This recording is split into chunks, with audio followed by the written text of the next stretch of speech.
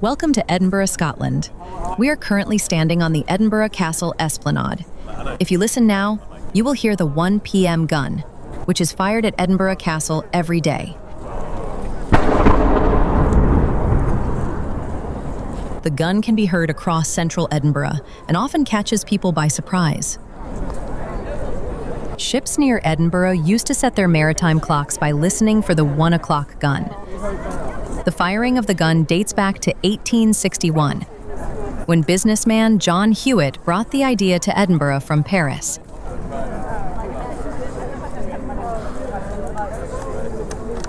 Edinburgh Castle is Scotland's most visited paid tourist attraction with over 2 million visitors each year.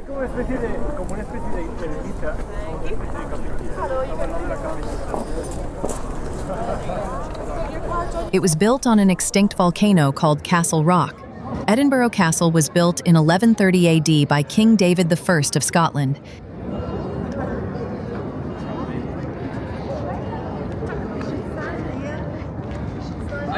It's the most besieged castle in Great Britain. It was attacked 23 times throughout its history. During the Wars of Independence, beginning in 1314, the castle changed hands many times. Edinburgh is the capital of Scotland. It has a medieval old town and an elegant Georgian new town.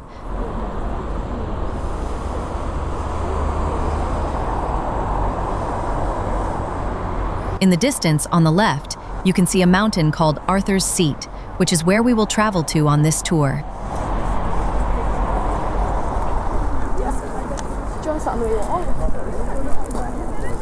The area we are standing on now is the Edinburgh Castle Esplanade.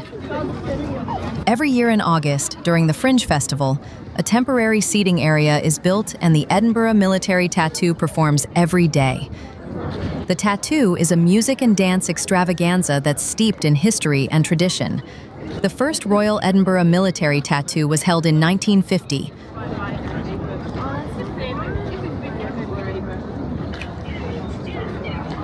Let's have another look at Arthur's Seat in the distance.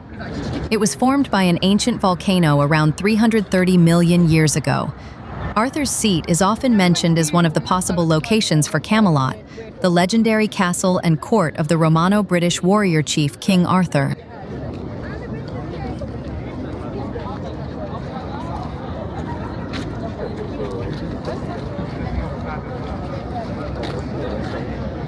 If you are enjoying this tour and want to see more videos, please click the subscribe button. Every year throughout the whole month of August, the Edinburgh Festival Fringe takes place.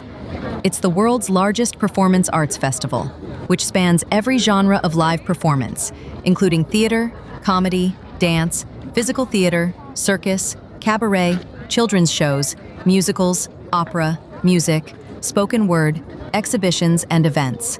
Central Edinburgh is packed with tourists during this time, and it is believed that the population of Edinburgh doubles. We are now approaching Castle Hill, which begins our journey down the Royal Mile to Arthur's Seat. The brown building on the left is the tartan weaving mill. It has the largest collection of cashmere, lamb's wool, and tweed on the Royal Mile. It has Edinburgh's only tartan weaving mill, and visitors can see the tartan weavers at work inside.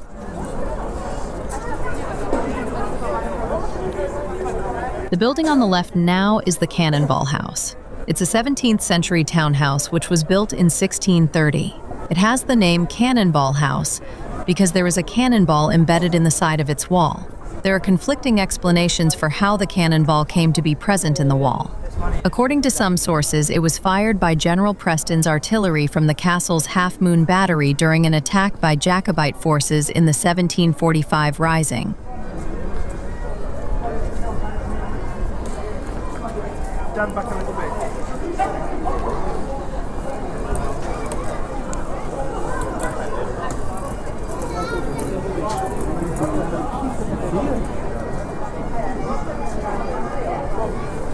On the left is Camera Obscura.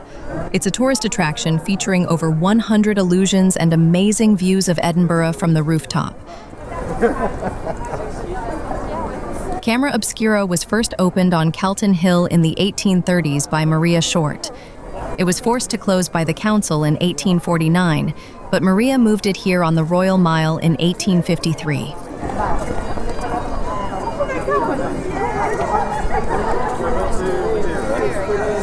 This short, steep, narrow thoroughfare is known as Castle Hill. It has been a place of residence and education, a site for processions and witch burnings, a hub of worship and entertainment, and even a source of clean drinking water. But anyway, look at this owl.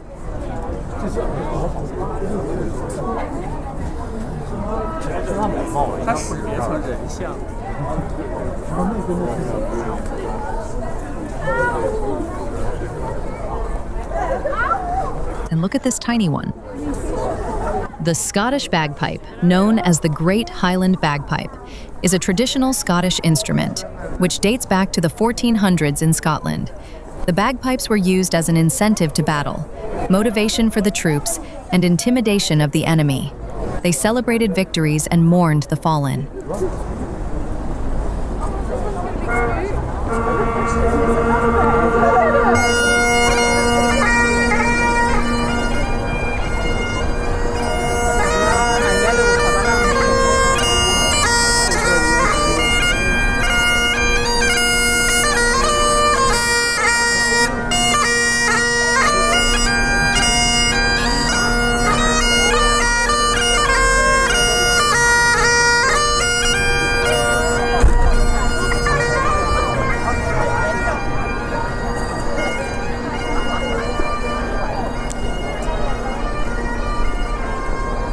The building we are about to look at was formerly known as the Tolbooth Kirk. Kirk in Scots means church. It used to be the General Assembly for the church. It is now known as the Hub and is used for public arts and events. Its Gothic spire is the highest point in central Edinburgh.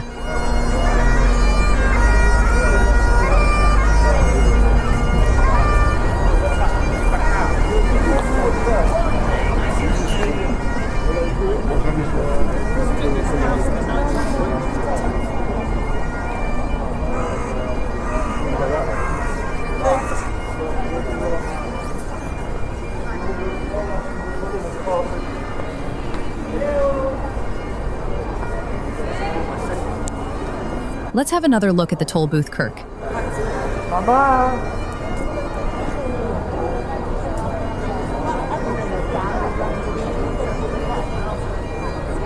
The area we're entering now is Lawn Market.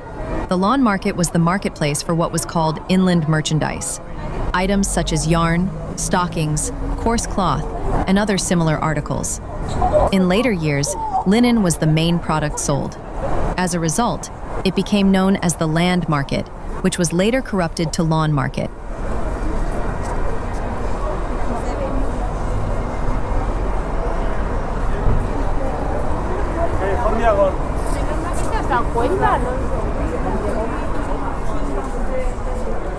This is James's Court. It was here in 1762 that the philosopher David Hume came to live, having been born across the road in Riddle's Court in 1711. Hume was the leading light of the Scottish Enlightenment, known today for his highly influential system of philosophical empiricism, skepticism, and naturalism.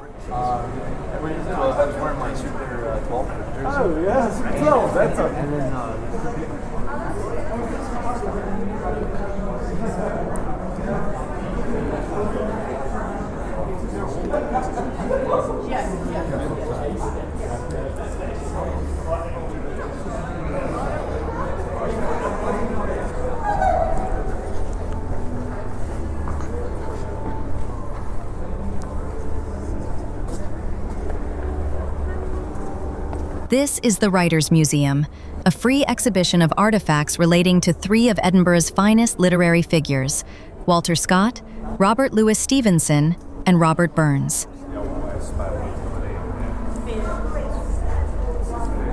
This is Macar's Court. The Scots word Macar means one who fashions, constructs, produces, prepares, etc. And in a literary context, it is the role of the poet or author as a skilled and versatile worker in the craft of writing. There are many alleys like this one in Edinburgh's Old Town. They are either known as closes, wyants, or courts. Each of them is named after a wealthy or significant occupant of one of the houses. The closes are private, and originally had a gate that would be closed off at night. The wyants would have led down the hill to back streets, and the courts generally opened up into small courtyards, providing access to a number of buildings.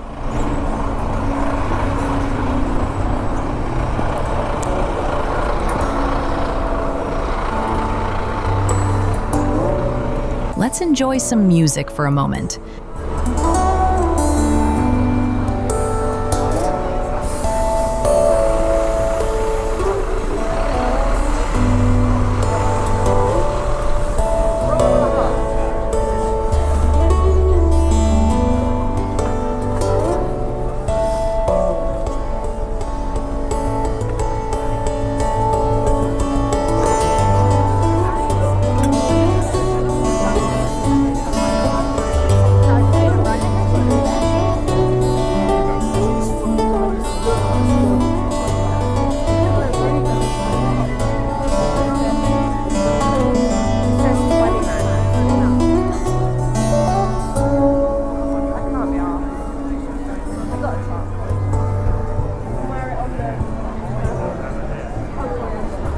This pub ahead, Brodie's Tavern, was built in 1806.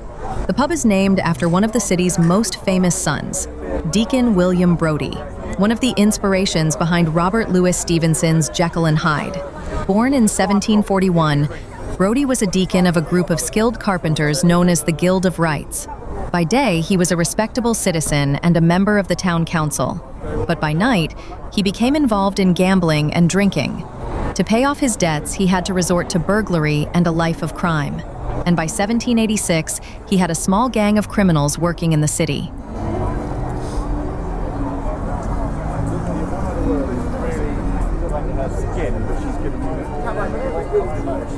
Across the street, on the corner on the right, is the location of the last public execution in Edinburgh in 1864. The man hanged was George Bryce, the Ratho murderer.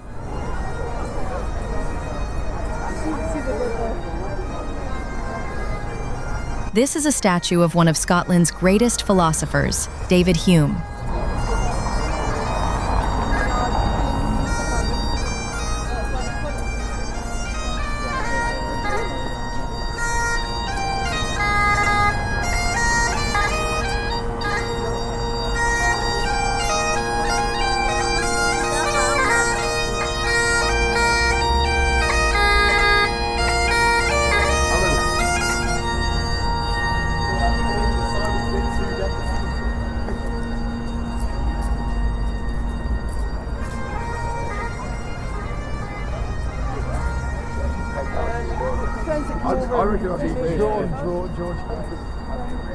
We are now approaching St. Giles Cathedral. This is Walter Francis Montague, Douglas Scott, 5th Duke of Buccleuch, 7th Duke of Queensberry. That's a lot of names. This is St. Giles Cathedral. Likely founded in the 12th century and dedicated to St. Giles, the church was elevated to collegiate status by Pope Paul II in 1467. In 1559, the church became Protestant, with John Knox, the foremost figure of the Scottish Reformation, as its minister. After the Reformation, St. Giles was internally partitioned to serve multiple congregations, as well as secular purposes, such as a prison and as a meeting place for the Parliament of Scotland. In 1633, Charles I made St. Giles the cathedral of the newly created Diocese of Edinburgh. Charles's attempt to impose doctrinal changes on the Presbyterian Scottish Kirk, including a prayer book causing a riot in St. Giles's on the 23rd of July, 1637, which precipitated the formation of the Covenanters and the beginnings of the Wars of the Three Kingdoms involving Scotland, England, and Ireland.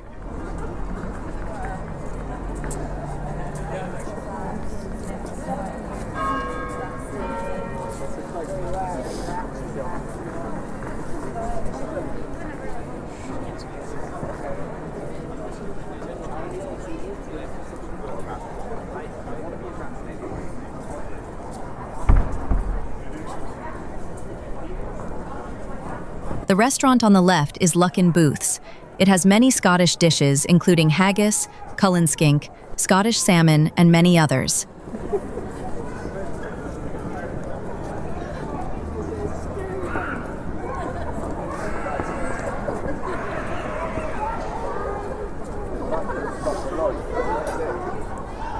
This area was historically the market square. Like other places in Scotland, the market square is marked by the Mercat Cross. The Mercat Cross is located to the right of us, just out of view, but you will be able to see it again when we look at the statue up ahead. It was also a site of civic importance. Announcements were made here, and also public executions.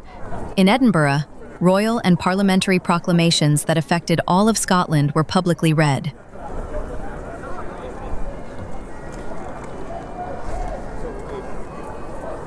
The old location of the Mercat Cross from 1617 is marked on the ground ahead of us. The current Mercat Cross was built in 1885 and is located behind this statue. Adam Smith was a Scottish economist and philosopher who was a pioneer in the thinking of political economy and a key figure during the Scottish Enlightenment.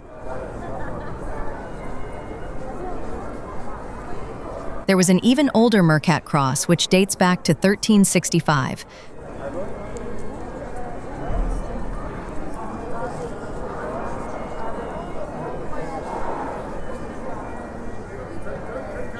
This is the High Street wellhead. The original wellhead was built in the 1600s. It was seriously damaged by a horse-drawn fire engine in January 1897 and then rebuilt. The wellheads provided water from Comistan Springs via the Castle Hill Reservoir for the inhabitants of the Old Town. They became important meeting places where long queues formed. They fell into disuse in the 19th century when supplies to individual houses became possible. The wellhead was rebuilt again and restored to use with basins and running drinking water in 1997.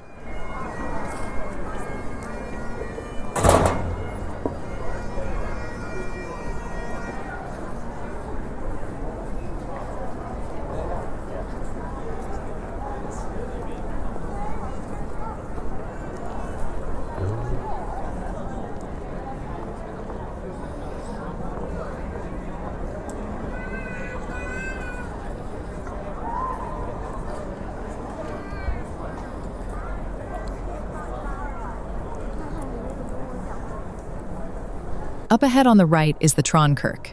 It was built in the 17th century and closed as a church in 1952. 17th century and closed as a church in 1952. Having stood empty for over 50 years, it was used as a tourist information center for several years in the mid-2000s, and more recently was the site of the Edinburgh World Heritage Exhibition and John Kay's book and gift shop. The kirk is called Tron because there used to be a weighing beam outside which served the public market on the Royal Mile. In Scots, the word Tron means weighing beam. The Tron stood outside until around 1800. Traditionally, the Tron was a place of gathering to celebrate New Year, mainly because of its chiming clock high on the spire and visible and audible over a wide area.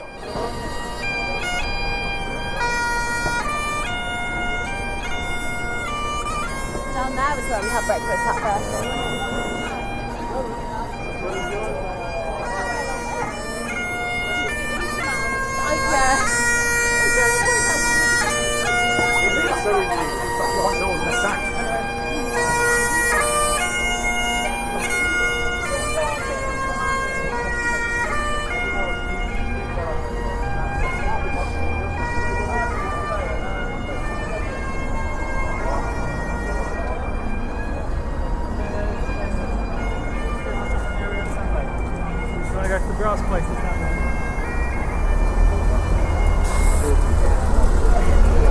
This crossing is the meeting point of the North Bridge and the South Bridge. Inside the arches of the South Bridge, there are vaults. For around 30 years, the vaults were used to house taverns, workshops for cobblers and other tradesmen, as well as storage space for said merchants. In later years, the vaults were a hotspot for the homeless and for criminal activity, such as illegal gambling taverns, illegal whiskey distillery, and, according to the rumor, body snatchers stored corpses there overnight. There is, however, no proof that the serial killers Burke and Hare ever used the vaults. As the conditions in the vaults deteriorated, mainly because of damp and poor air quality, The businesses left in the 1820s and the very poorest of Edinburgh's citizens moved in, though by around 1860, even they are believed to have left too. That people had lived there was only discovered in 1985 during an excavation, when middens were found containing toys, medicine bottles, plates, and other signs of human habitation.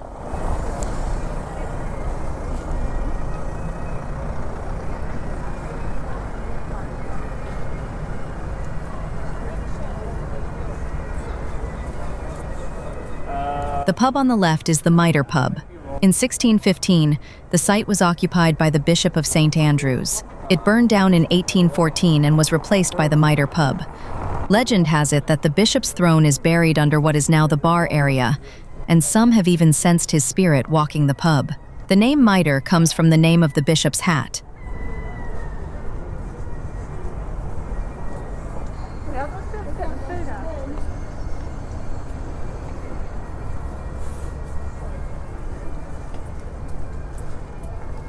Edinburgh Castle has several secret tunnels which lead to the Royal Mile, and when these tunnels were first discovered, a piper was sent along the tunnels to play his pipes. The idea was to track the piper from above and map out where these tunnels led. However, halfway along the tunnel, the pipe stopped. Several rescue parties were sent down to retrieve the piper, but he was nowhere to be found. After the incident, some local residents claimed to hear the eerie sound of bagpipes coming from the castle.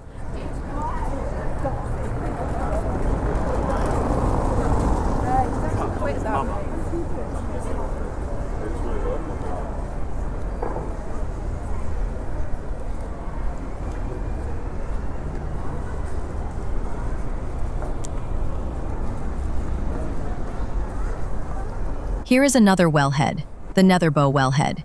It's the oldest wellhead in the city.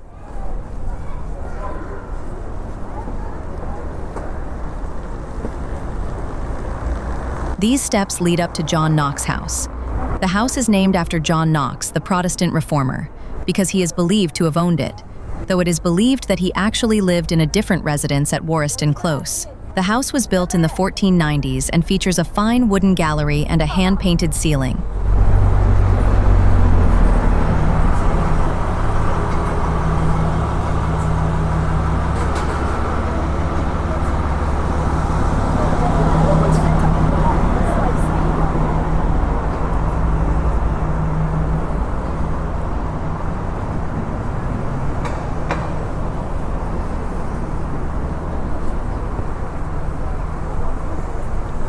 In the distance is the southern part of Calton Hill, which is home to the old Calton burial ground. The building on the hill is the Governor's House. It's all that remains of Calton Jail, once the largest prison in Scotland, completed in 1817. This street marks one of the extents of the Flodden Wall, which used to stand here. It was built in 1513 as a reaction to Scotland losing the Battle of Flodden against the English. King James IV of Scotland had been killed in the battle, and it was expected that England would soon invade. It was around 1.2 meters thick and up to 7.3 meters high. The walls never proved very successful as defensive structures, and were easily breached on more than one occasion. They served more as a means of controlling trade and taxing goods, and as a deterrent to smugglers. By the mid-18th century, the walls had outlived both their defensive and trade purposes, and demolition of sections of the wall began.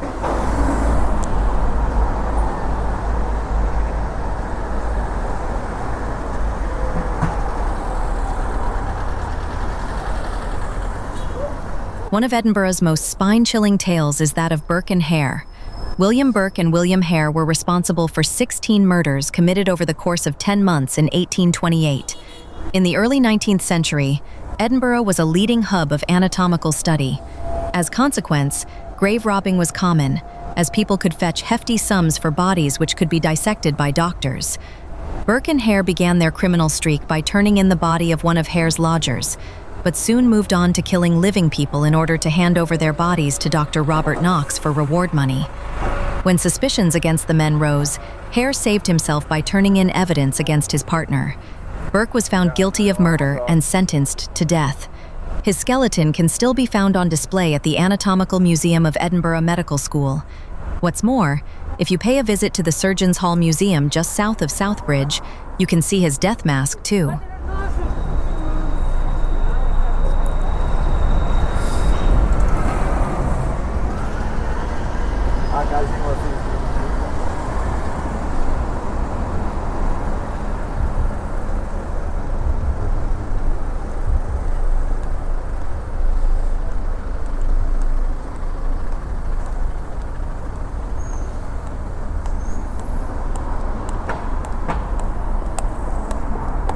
The history of the Royal Mile dates back to the 12th century, when Edinburgh was a small town surrounding the castle.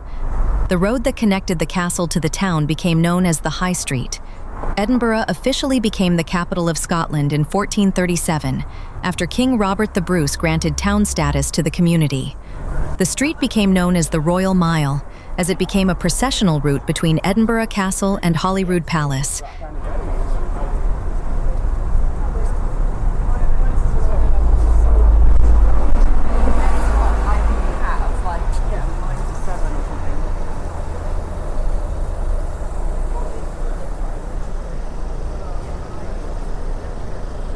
This building with the clock is now the Tollbooth Tavern.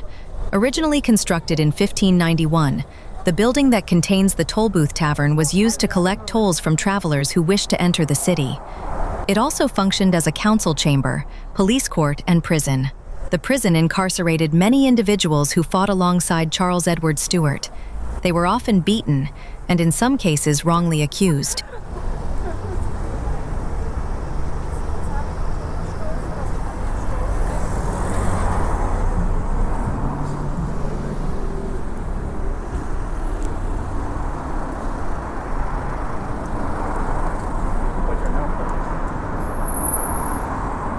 This is the Cannon Gate Kirk. It serves the Church of Scotland congregation of the Cannon Gate. It was founded in 1688 and completed in 1691.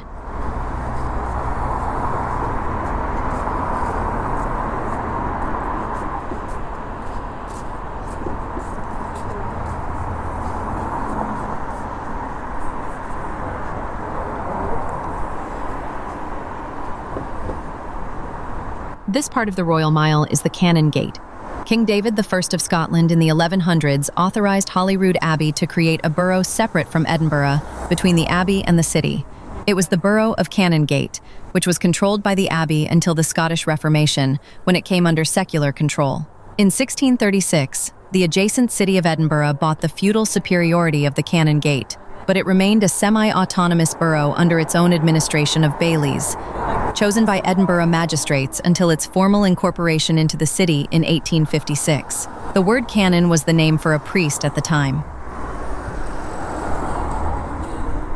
The borough of Canongate took its name from the route that the canons of Holyrood Abbey took to Edinburgh. The word gate in Scots means way. It was the Canon's Way, or, as it's known, the Cannon Gate. The borough of Canongate had a sometimes turbulent relationship with its neighbor Edinburgh. The main reason for this was the continual battle over their exact boundaries, up until their unification in 1856, an event which proved unpopular with the Canongate's townsfolk. The accession of King James VI to the throne of England in 1603 began the long and slow decline of the Canongate. The loss of the royal court from the Holyrood Palace inevitably affected the wealth of the surrounding area. Some aristocrats continued to live and build substantial houses and gardens on the street. Canongate remained a center for the manufacture and retail of luxury goods and domestic furnishings.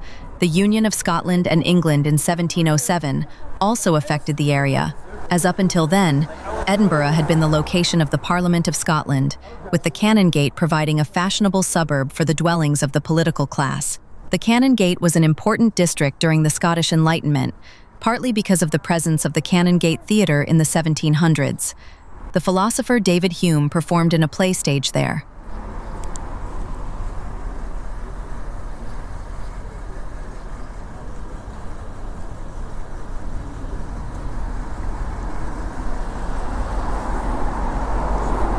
The building we are passing now is the Scottish Parliament building. Members of the Scottish Parliament held their first debate in this new building in 2004. It was designed by Catalan architect Enric Morales, who sadly died before the building was completed. From the outset, the building and its construction have been controversial. The choices of location, architect, design, and construction company were all criticized by politicians, the media, and the Scottish public. Despite these criticisms and a mixed public reaction, the building was welcomed by architectural academics and critics. The building aimed to achieve a poetic union between the Scottish landscape, its people, its culture, and the city of Edinburgh. The Parliament building won numerous awards, including the 2005 Stirling Prize, and has been described by landscape architect Charles Jenks as a tour de force of arts and crafts and quality, without parallel in the last 100 years of British architecture.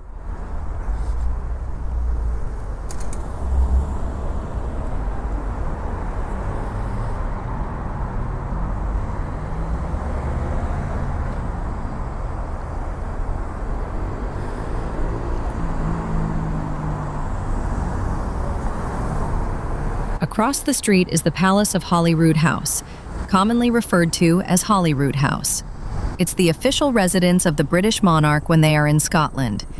In 1128, King David I of Scotland ordered an abbey to be built, Holyrood Abbey.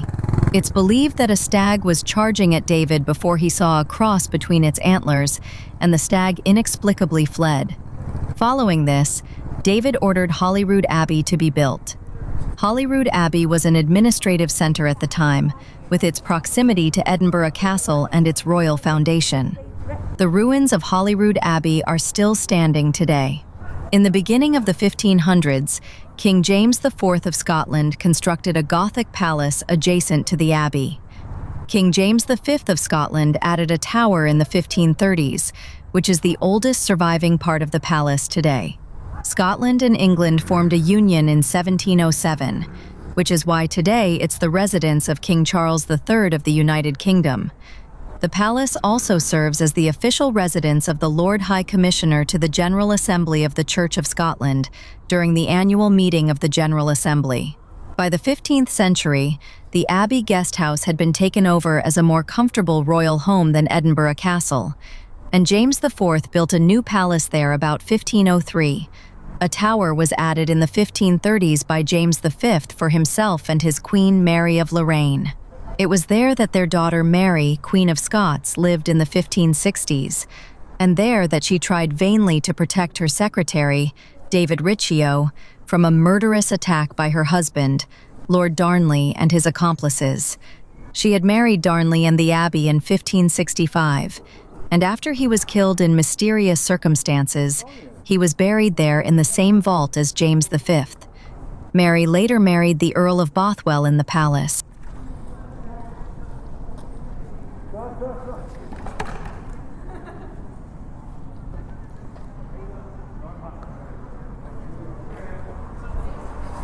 In 1707, the Treaty of Union happened, where the Kingdom of Scotland and the Kingdom of England formed into a new state called Great Britain. Before this, Scotland had an independent parliament known as the Parliament of Scotland. When the treaty was formed, Scotland made proposals in the negotiations for a devolved parliament in Scotland, but this was not accepted by the English negotiators. Since then, Scotland made a number of efforts to gain a devolved parliament, but these attempts weren't successful for various reasons. In September 1997, the Scottish devolution referendum was put to the Scottish electorate and secured a majority in favour of the establishment of a new devolved Scottish Parliament with tax-varying powers in Edinburgh. An election was held on the 6th of May 1999, and on the 1st of July of that year, power was transferred from Westminster to the new Scottish Parliament.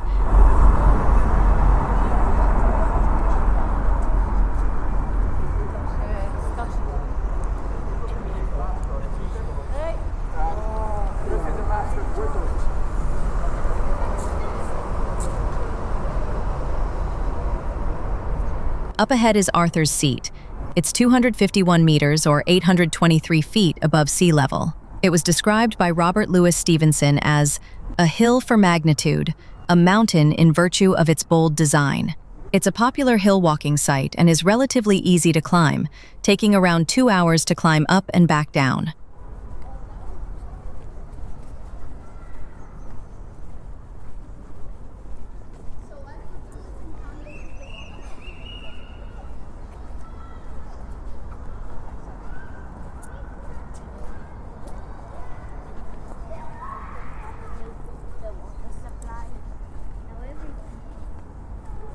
To the right of here, beyond the gray walls, is Dynamic Earth. It's a state-of-the-art family attraction taking visitors through history from the Big Bang to modern day.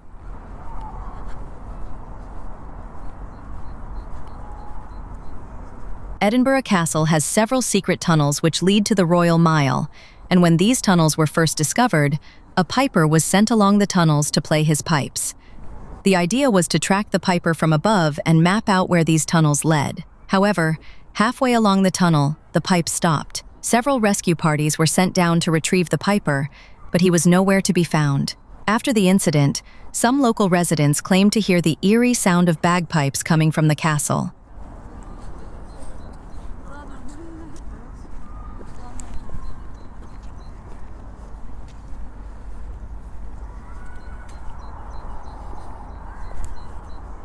Here at Arthur's Seat, one summer afternoon in 1836, 5 boys who had been hunting for rabbits stumbled across a rather unusual discovery in a tiny cave: 17 4-inch wooden coffins. As young boys do, they proceeded to throw the boxes at each other, but eventually gave them to their schoolmaster.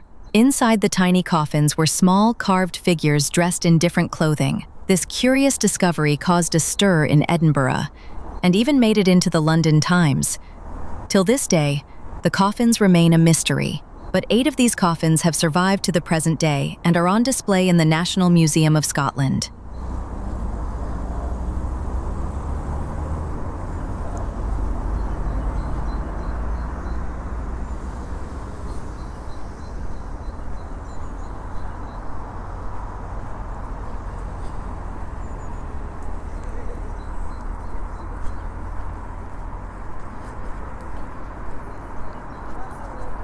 Long before the whispers of Celtic myths, Arthur's Seat slumbered, a silent giant draped in green. Legends say a creature once stirred beneath its slopes, a magnificent, fearsome dragon. Its fiery breath danced with the clouds, and its shadow stretched long across the land. This magnificent beast, however, harbored a flaw: an insatiable hunger.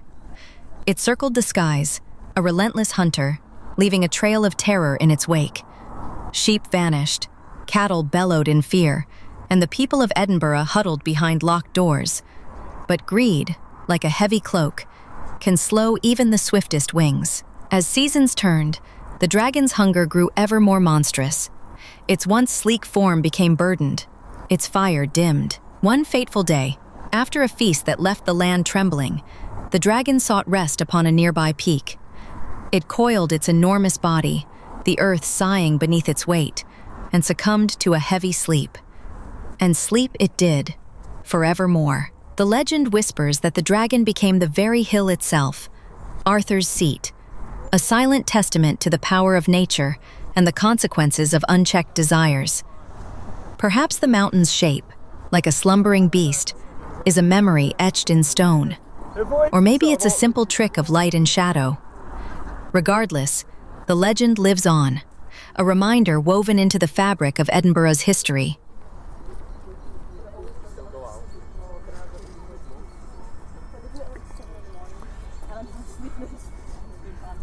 Ooh, ice cream.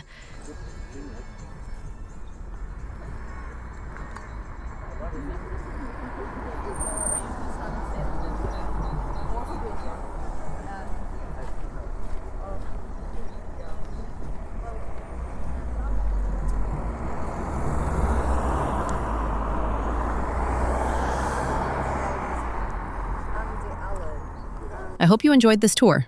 Please subscribe if you want to see more videos. Have a great day.